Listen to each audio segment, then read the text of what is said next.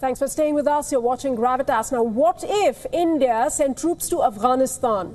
The US is reportedly keen that India contribute to the fight against the Taliban there. After all, the conflict is in our region. But the issue, in fact, is complex. Here's a detailed report.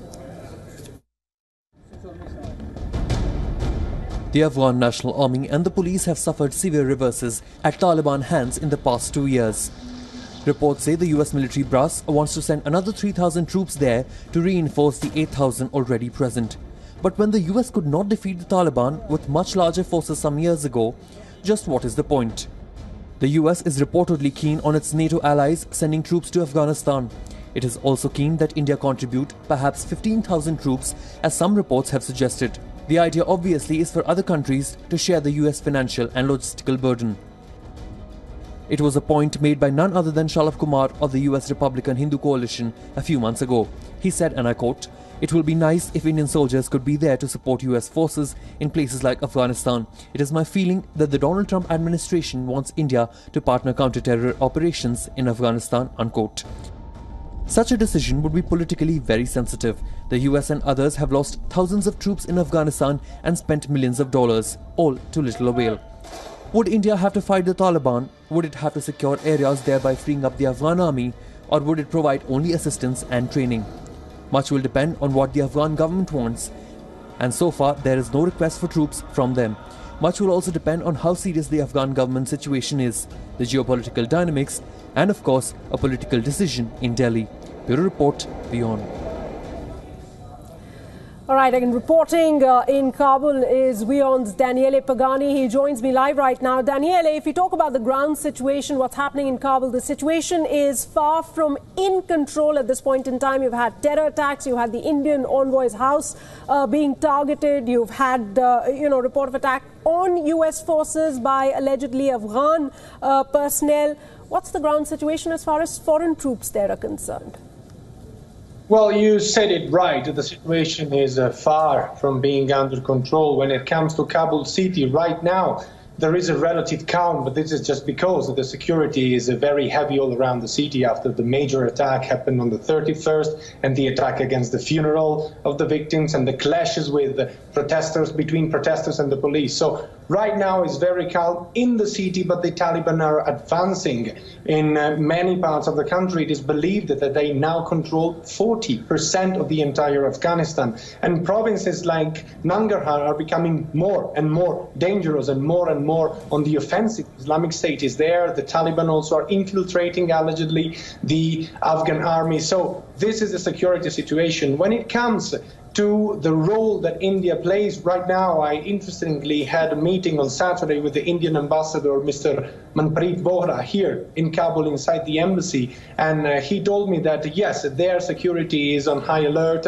and they feel they are being targeted, but India has also always been a target in Afghanistan, so nothing has changed much for Indians living here in Afghanistan. They are always on the security alert. Just to let you know that all the Indian premises, all the personnel active within the Indian premises are here without a family. This is a non-family station, so only one person per family can come here and work within the Indian premises. Right. Daniele, also, we do know we're just going on the basis of these reports that we're hearing about. No official confirmation or any sort of communication from Kabul to New Delhi as far as deployment of troops is concerned. But we do know that the Afghan army, the police, they've suffered reverses as far as Taliban is concerned in the past couple of years. And the question that we just raised in our report is also, worth talking about. What, the foreign troops, the NATO troops, the US troops couldn't do. Is Afghanistan or is India hoping their troops will do that, fight and defeat Taliban? So, a couple of things just to inform our viewers, to take them here up to pace. I spoke again with the ambassador and I asked if there was any talk on the table about the possible deployment of Indian troops in Afghanistan, and he said very clearly that there is absolutely no talk between the government of Afghanistan and the government of India regarding a possible deployment of troops right now.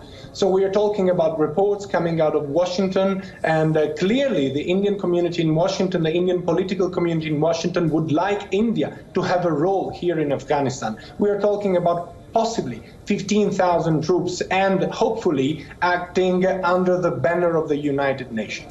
So what is the problem regarding these? Probably India could act as a sort of neutral partner with the government of Afghanistan, but this is impossible on the ground. We have to remember that Pakistan, part of the Pakistani state, what we call the deep state, the intelligence of Pakistan, is supporting factions of the Taliban. Therefore, a possible Indian deployment could probably destabilize more the situation in Afghanistan, because this part of the deep Pakistani state could use the Taliban to increase the level of insecurity, really and only because Indian troops are deployed on the ground. Right. So this is one of the risks.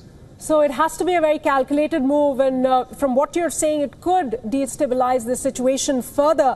But Daniele, if we were to go by previous reports, Afghanistan has been asking India to help others sort of, assist them in terms of weapons and other such things, equipments and stuff. But in September of 2016, Taliban clearly came out and warned India to stop giving any sort of lethal military equipment to Afghanistan government. Looking at that, how aggressive Taliban is and how it will perceive India's meddling in Afghanistan, should India be wary of that as well? And is India ready to take on? Whether India is ready or not is difficult for me to say. Definitely India has an enormous military power. But again, if they act as a country and not under the banner of the United Nations, it will definitely destabilize the country. The Taliban, Sana, are very aggressive. They fight a guerrilla war. They have strongholds in large parts of the country. Controlling the 40% of Afghanistan is not a small thing. It means that nearly half of the country is under their control, be it by force, be it by fear, be it by support from the local population, whatever it is. It's the control of a large portion of country. Militarily, probably India could be ready to take this up, but we really have to keep in our mind that Pakistan is playing not the entire Pakistan and not the entire government of Pakistan. I would like to underline this, but the deep state and the intelligence services of Pakistan and some deviated association active in Pakistan are directly supporting the Taliban. So yes, if India wants to deploy military here in Afghanistan, they have to take into consideration that these action could also bring the war home, back to Delhi. Right. Because nothing says that the Taliban cannot send someone, infiltrate someone into India to perpetrate attacks, very dangerous attacks. Right, there could be a massive backlash. Daniele, do stay with me. Let's get in Michael Kugelman at this point. He's a senior associate for South Asia at the Asia program. He joins me from Washington. Michael, thanks so much for joining us here on Gravitas. Now, India has already been engaging with Afghanistan for a while now, giving it equipment, providing helicopters and such deals, but boots on the ground.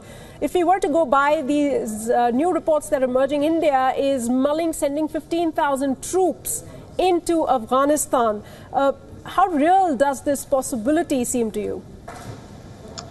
Well, quite frankly, I think it's highly unlikely that India would make a decision to put boots on the ground in Afghanistan, whether we're talking about 15,000 or 50.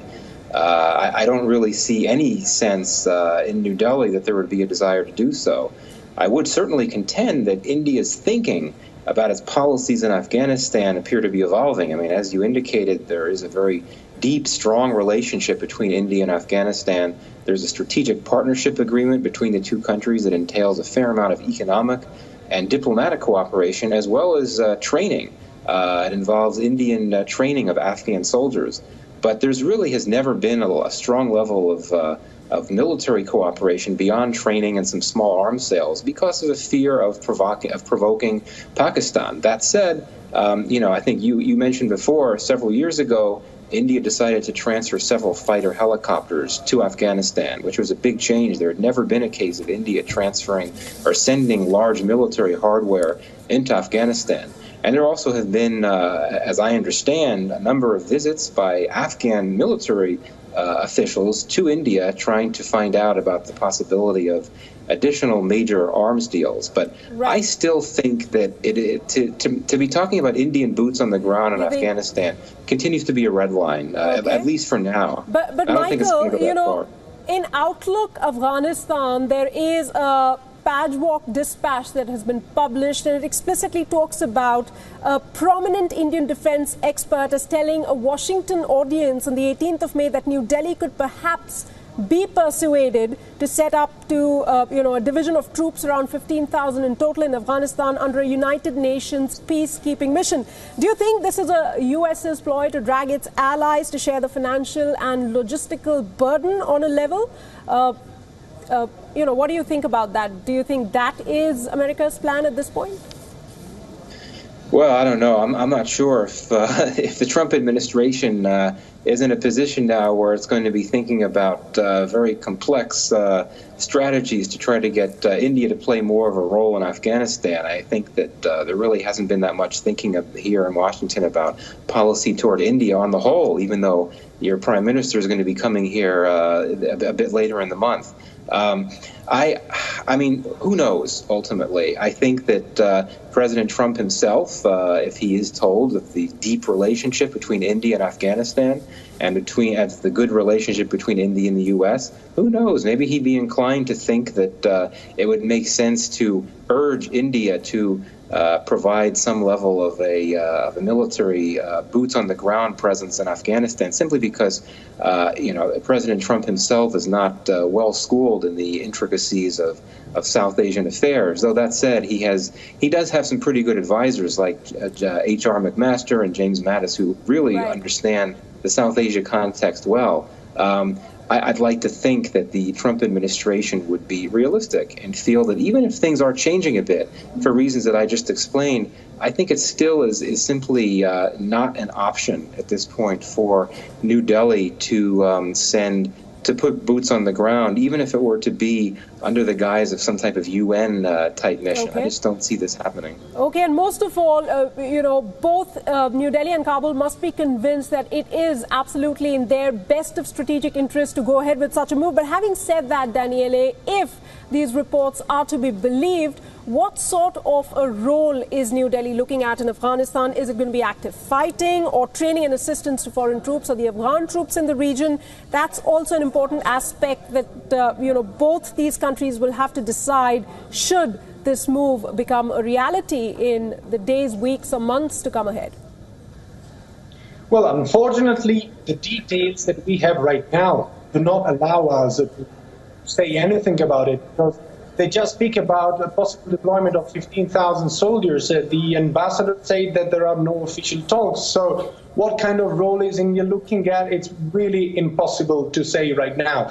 Just one thing, if I may add that, roaming around the streets of Kabul and talking a little bit of these, which is a very sensitive issue because there are already many foreign troops on the ground. So the people are not very happy about talking of more foreign troops on the ground. The overall sentiment among the people that I have been talking is that India should actually not send boots on the ground because it's going to destabilize Afghanistan more. What they very much welcome is India investing and helping in developing, for instance, the mines industry, the mineral industry, and increasing the amount of expertise to invest in Afghanistan in order to infrastructure. So probably New Delhi should keep looking at economic ties with Afghanistan, expertise ties with Afghanistan, building more and more infrastructures in Afghanistan, which is probably going to bring more stability to the country than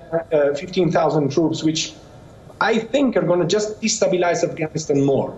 All right. Michael, would you agree with what Daniele just said? And also, another question that is very important when we talk about India and Afghanistan is Pakistan. What about Pakistan's sensitivities about having Indian presence in Afghanistan? That's also a big factor that needs to be taken into account.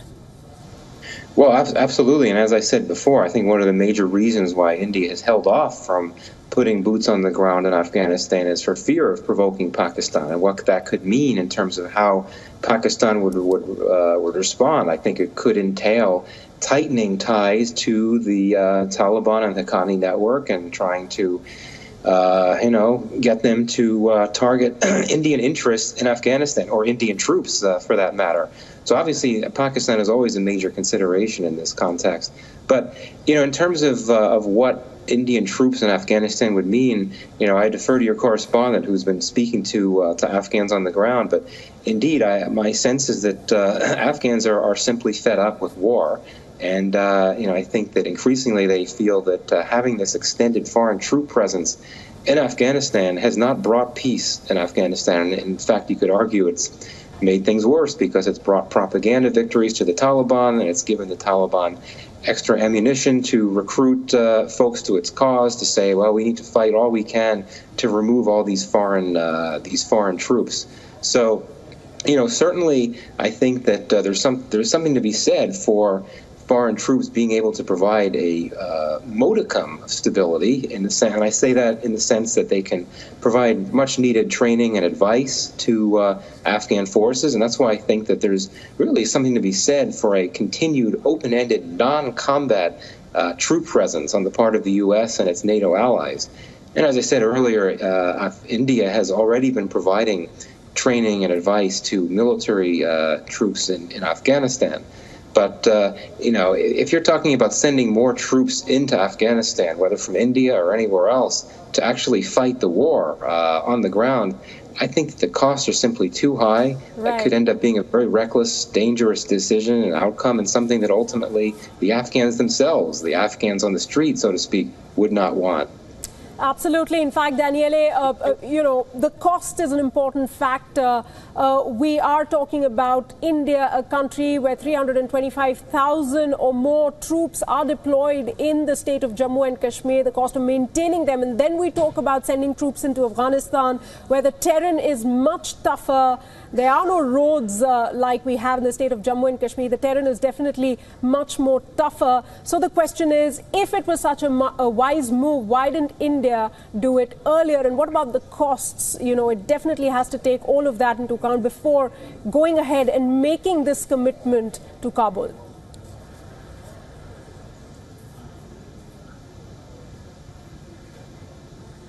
Daniele, this question was for you.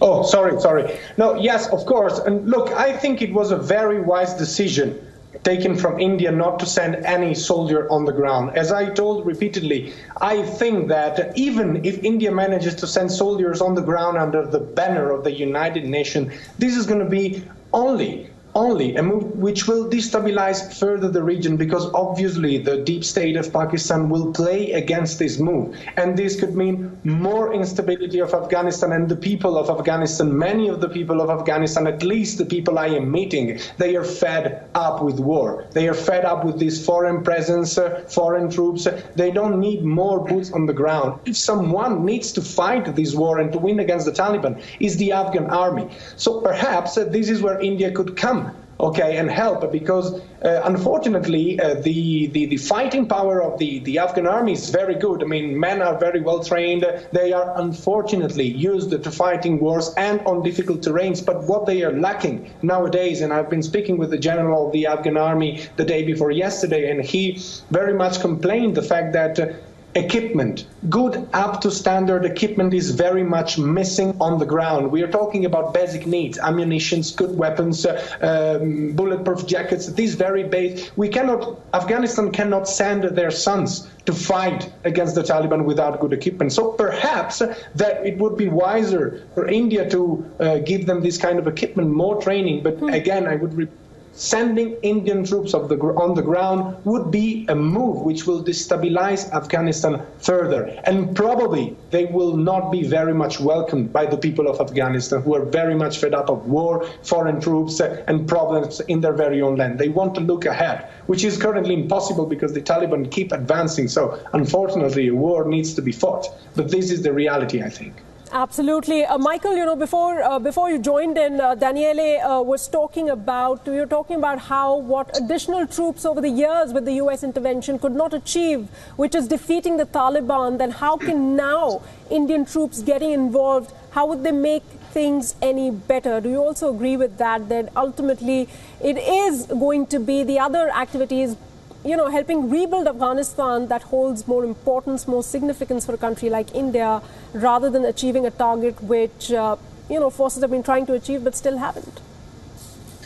No, this is a very good point and a complicated one to answer. I mean, my major soundbite here, and it's always been this for a number of years, is, the U.S. had 100,000 troops in Afghanistan several years ago, and it didn't end the war and it didn't bring stability. There's only so much that combat troops can do, and I think that the biggest value that foreign soldiers can provide in Afghanistan is on the training mission, to try to fill gaps in capacity within the Afghan security forces, which are still very significant. We had this horrible attack in Kabul on May 31st that killed so many people in a high security area. There have been a number of attacks like that. There have been intelligence failures in Afghanistan, and I think that the collection of intelligence processing, this has been a major constraint for the Afghan security forces and also the Afghan state for a number of years. And I think this is an area where, Americans, NATO, India, for example, as well, could step in and provide support in this regard in terms of training.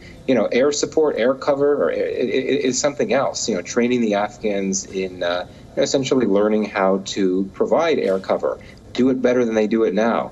So I think that's where the value lies. I think that it's much better and much more productive to be having conversations about how Afghanistan's friends can help supplement and strengthen this ongoing training mission. Sending troops to fight, I think there simply are too many costs. And in the case of the U.S., you have a very war-weary society that simply does not want troops being sent to Afghanistan to fight wars anymore. So, at the end of the day, I think it's very risky to go down that path of thinking about sending troops to fight in a country where, look, after almost 16 years of war, foreign troops have not been able to bring an end to that war, and I think that's something that's not going to change. Absolutely. You're saying it should be taken as a lesson. Yes, Daniele, please come in. Can I just add one example? Sure. I'm sorry. Like this morning, I visited the Afghan Mine Detection Center, which is an internationally renowned center for demining operations. They have been successfully clearing the 75% of landmines present right now in the country. So only 25% of these landmines are left. And the director told me that they are now facing a severe shortage of international funding. So that perhaps could be another place, another thing that India could do in order to help Afghanistan, for instance. Well, point noted. It seems to be, pointless as we conclude. But who knows if these reports are to be believed? Many questions that need to be answered. How will India bear the cost? Is it ready to bear the cost? If this is a wise move, why now? And what will be the role in case India goes ahead in sending these 15,000 troops in Afghanistan? We'll have to end this discussion. Thanks so much, Michael, for joining us. Also, Daniele Pagani, there, WION's correspondent, reporting live from Kabul.